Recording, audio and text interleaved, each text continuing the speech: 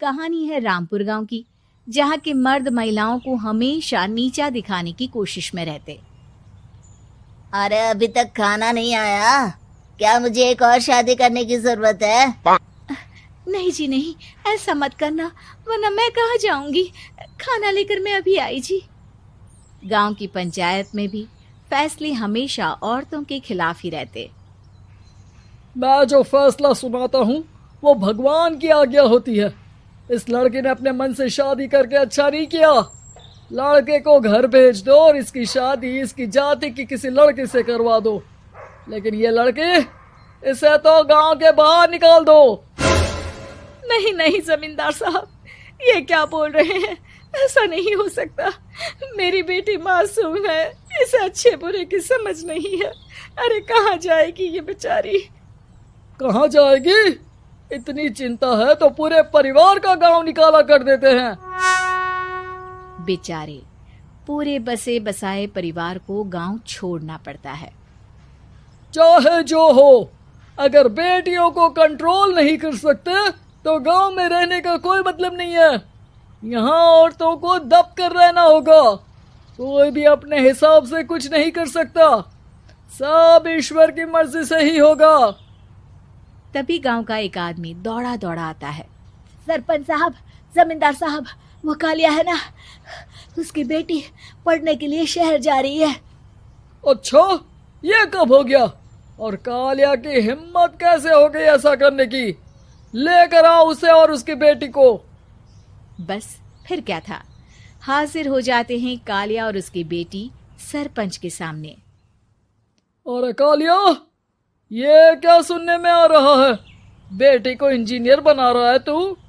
और ये बता, गांव में तो स्कूल नहीं है, फिर कहां से इतनी क्लास पास कर गई तेरी बेटी? राधा, जो कि कालिया की बेटी है, उसे लगता है कि सरपंच उसकी तारीफ कर रहे हैं। सरपंच जी, मैंने ऑनलाइन पढ़ाई की है, डिस्टेंस लर्निंग से। सभी में मैंने अच्छे नंबर पाए हैं, जिसे देखते हुए शहर की इंजीनियरिंग कॉलेज में मुझे स्कॉलरशिप मिली है। वाह जी वाह, क्या होती है ये? पहले तो ये बताओ, फिर आगे की बात करते हैं। पूरा गांव राधा की बात सुन रहा था और राधा बोलती जा रही थी। तो ऐसे मैं फ्री में एक अच्छी शिक्षा लेकर गांव में जो कुछ परेशानियां हैं, जैसे बिजली, पानी और इंटरनेट जैसी समस्याओं के लिए काम करूंगी। मैं गांव को शहर से जोड़ने के लिए पुल का निर्माण करवाने का प्रस्ताव रखूंगी। मुझे पूरी उम्मीद है कि जल्द ही हमारा गांव भी तरक्की की राह पर चल पड़ेगा। राधा की बात सुनकर सारे गांव वाले ताली बजाने लगते हैं। सरपंच को समझ नहीं आता कि वो क्या करे। चुप रह नादान लड़की, गांव के खिलाफ जाने के लिए तुझे गांव से बेदखल कर दिया जाएगा, वो भी पूरे परिवार के साथ। और हाँ, अगर ठीक से गांव में रहना चाहती है तो ये पढ़ाई लिखाई छोड़ दे।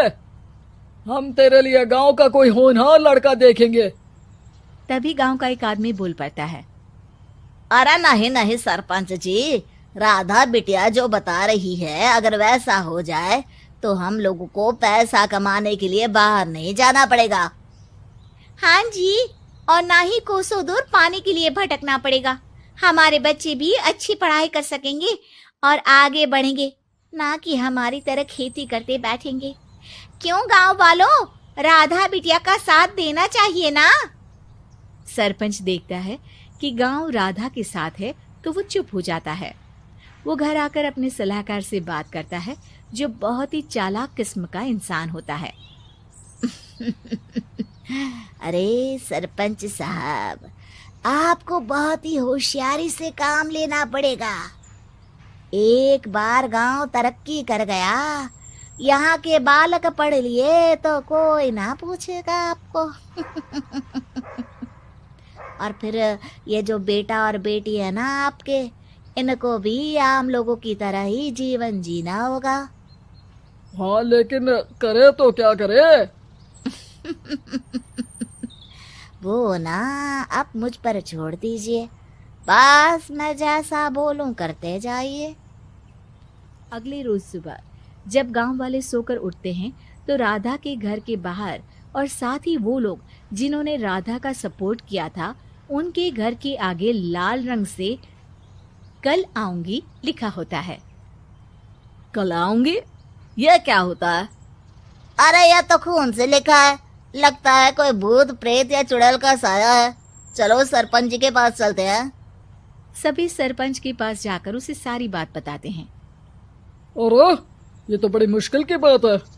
चलो मैं एक बाबा को जानता हूँ, उन्हें बुला लेता हूँ। सरपंच बाबा को लेकर गांव के घर के बाहर जाता है। ओहो, तो ये वो चुड़ैल है जो उन लोगों को निशाना बनाते हैं जो गांव को बदलने का सपना देखते हैं। वो गांव को ऐसे ही संपन्न देखना चाहती है, वो नहीं चाहती कि कोई बाहरी यहाँ का कायाकल्प करे। क्या तुम लोगों में से किसी ने गांव को बदलने की सोच रखी है?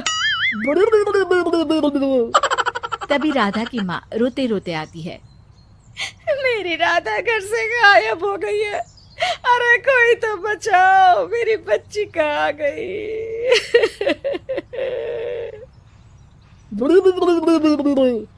ले गई वो चुड़ैल, तेरी बच्ची को ले गई। अब वो उसे श्रापित करके छोड़ेगी, उस पर चुड़ैल का साया हो जाएगा। तभी बुरी सी हालत में राधा भी वहां आ जाती है। उसके बाल चुड़ैल की तरह फैले होते हैं और कपड़ों में खून लगा होता है। सभी राधा को देखकर डर जाते हैं। माँ, पता नहीं मुझे कौन उठा कर ले गया था। अरे दूर दूर हो जा चुड़ैल, अब हम लोग इस गांव में नहीं रुकेंगे। अरे कैसे बातें कर रहे हैं आप? कल तो आप मेरे भरोसे गांव का हुलिया बदलने, अपने बच्चों को पढ़ाने और तरक्की उन्नति की बात कर रहे थे, तो आज क्या हो गया आपको? ये फिर तुम लोगों को बहकाएगी। ये चुड़ैल गांव में आ चुकी है, ऐसे ही ये तुम्हारे घर के बच्चों को भी ले जाएगी। गांव वाले राधा को गांव से बाहर निकाल देते हैं। उसके माँ बाप रोते रहते हैं, लेकिन गांव वाले नहीं मानते। मैं भी अपनी बहन के साथ गांव के बाहर रहूंगा, लेकिन वो पढ़ाई नहीं छोड़ेगी। वहीं सरपंच के घर पर सलाहकार कहता है। देखा, सांप भी मर गया और लाठी भी नहीं टूटी। लेकिन अगले ही दिन सरपंच के घर के बाहर भी वही शब्द लिखे होते हैं। और फिर सरपंच की बीवी कहती है, हमारी बेटी को किसी ने अगवा कर लिया है। तभी राधा का भाई वहां आ जाता है। अरे गांव वालों, मैंने सरपंच जी की बेटी को देखा था। वो चुड़ैल उसे उठाकर ले जा रही थी। अरे क्या मजाक कर रहे हो? नहीं नहीं सरपंच जी, आप नहीं जानते। वो चुड़ैल अब आपकी बेटी में आ जाएगी, जैसे राधा के अंदर आ गई थी। तभी सरपंच की बेटी वैसी ही हालत में वहां आती है जैसे राधा आई थी। पापा, पता नहीं कैसे मैं गायब हो गई थी।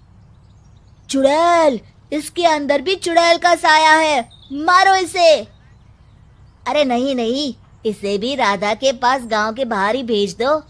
अरे चुप रहो, मेरी बेटी कहीं नहीं जाएगी और चुड़ैल वुड़ैल कुछ नहीं होता है। अरे कैसे बात कर रहे हो सरपंच जी? आप तो बोल रहे थे कि आपका फैसला भगवान का ज्ञान होता है, तो अपने पर बात आई तो अब आप ऐसे बोल रहे हैं। अरे ना ना ना, आपको अपनी बेटी को त्यागना ही होगा। अरे बुलाओ बाबा को। राधा का भाई बाबा को ले आता है, जिसे अब गांव वालों के डर के कारण सच बोलना पड़ता है। मैं कोई बाबा नहीं हूँ, मैं तो मोची था। ये सलाहकार महोदय ने मुझे कहा था एक्टिंग करने को।